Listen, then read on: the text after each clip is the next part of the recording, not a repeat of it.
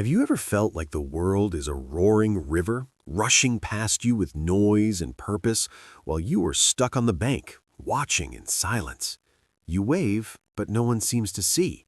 You speak, but your voice is lost in the current. That feeling of being unseen, of being slowly forgotten, it's a heavy cloak to wear, isn't it? That is exactly how Elara felt, sitting in her kitchen on a Tuesday morning in late February. The calendar said spring was coming, but the frost thick on the kitchen window pane told a different story. Elara wrapped her hands tighter around her coffee mug, seeking a warmth that the ceramic could no longer provide. The house was so quiet these days. It had been 3 years since her husband, Frank, had passed into glory. Frank was a big man with a booming laugh that used to fill every corner of this old Victorian home. He was also the one who knew how the boiler worked, how to jig the stubborn back door, and how to make Elara feel like the most important woman in the world. Without him, the house felt vast and drafty. Elara, at 72, felt small. She took a sip of lukewarm coffee and winced as a metallic clank-clank hiss echoed from the basement. The furnace. It had been grumbling all winter, a mechanical beast demanding attention she couldn't afford to give it. Every time it clanked, Elara's stomach tightened with anxiety. Her fixed income was a carefully balanced scale. There was money for groceries, money for tithe, money for the electricity. There was no money for a furnace repairman just to walk in the door, let alone fix whatever was dying down there in the dark. She looked around her tidy kitchen. The morning sun was trying to break through the gray clouds, casting a weak, pale light on the linoleum. "Lord," she whispered into the silence, her voice trembling just a little, "I know you are the great provider. I know you watch over the sparrow. But sometimes down here it feels very cold, and I feel very small. Please don't let the heat go out." It wasn't a grand prayer. It was just the honest sigh of a tired heart. She didn't want a mansion. She just wanted to not be afraid of the cold in her own home. She pulled her knitted shawl tighter, the wool scratching her neck, and waited for the furnace to kick back on. It didn't. The house began to settle into a deeper, more ominous silence. The silence stretched. 1 hour, then 2. The thermometer on the wall crept down from 68 to 62. Elara knew she couldn't just sit there and freeze. Panic, cold and sharp, began to prick at the back of her throat. She needed a miracle, or at least the distraction. She decided to clean out Frank's old oak roll-top desk in the den. It was a task she had avoided for 3 years, terrified of the memories living in the scent of old paper and peppermint candies that still lingered there. But today, the cold drove her to it. Maybe, just maybe, there was an overlooked savings bond, or perhaps an emergency $20 bill tucked in a ledger.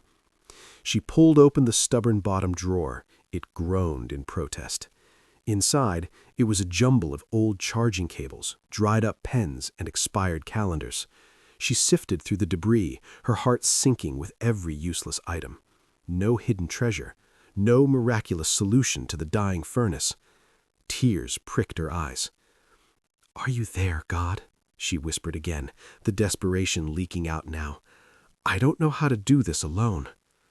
Just as she was about to shove the drawer closed in defeat, something slid out from underneath the lining paper. It had been stuck flat against the wood, hidden for years. It was a manila envelope, soft and frayed at the edges. Elara's breath caught. It felt substantial. With trembling fingers, she undid the rusted metal clasp and tipped the envelope over her hand. It wasn't money. Out tumbled dozens of large striped sunflower seeds. A dusty packet's label read, "Mammoth Gray Stripes, plant in full sun for giants." A memory washed over her, warm and sudden. 5 years ago, Frank had bought these. "Elara, my love," he'd said, his eyes twinkling, "this summer we're going to grow a forest of sunshine right in the backyard, make the neighbors jealous." They had laughed, tucked the seeds away for safekeeping, and then life and sickness got in the way.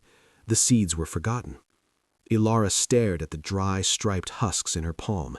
They seemed so insignificant against the weight of her problems. A handful of old seeds couldn't fix a broken furnace. They couldn't pay a bill. But as she held them, a strange sensation bloomed in her chest. It wasn't a booming voice from heaven. It was softer, like the brush of a feather against her spirit. It was a gentle nudge, a tiny, inexplicable spark of warmth in the freezing room. "Go for a walk," the thought whispered. "Take them with you." It made no sense.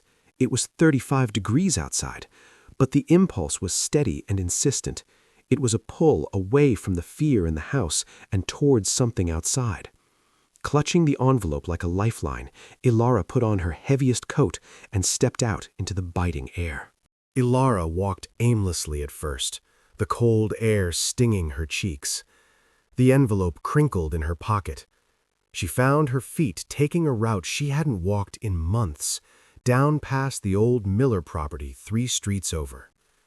It used to be an eyesore, a vacant lot full of weeds and broken bottles, but as she approached, she saw activity. The lot had been cleared. Crude raised wooden beds were laid out in rows. A sign painted on plywood leaned against the fence. "Future Community Garden, all welcome." In the middle of the dirt, a young woman in a thin denim jacket was kneeling on the ground, her shoulders shaking. She appeared to be crying over a small patch of soil. Elara hesitated.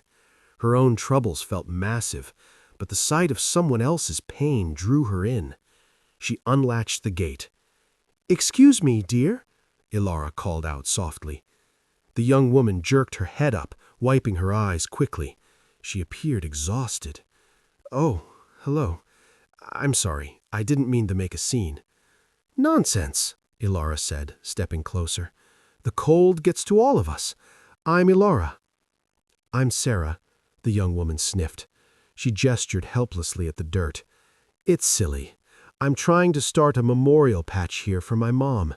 She passed last spring. She loved those giant sunflowers, you know, the ones that grow 10 feet tall? I wanted to plant them right here in the center so they'd watch over the whole garden." Sarah let out a shaky sigh. "But I've been to 3 stores. Nobody has the right kind this early in the season. They only have the little ornamental ones. It feels like I'm failing her again."